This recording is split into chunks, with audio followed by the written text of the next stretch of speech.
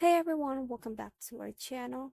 In this video, I'm going to show you on how to find liked posts on Twitter. It's very quick and easy, so let's get started. So the first thing you have to do is open your Twitter application. And once you're here, go and tap your profile.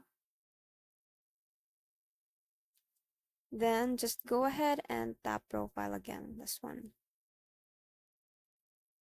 So once you've done that, you'll be redirected to your newsfeed, and this is where you can find the liked posts.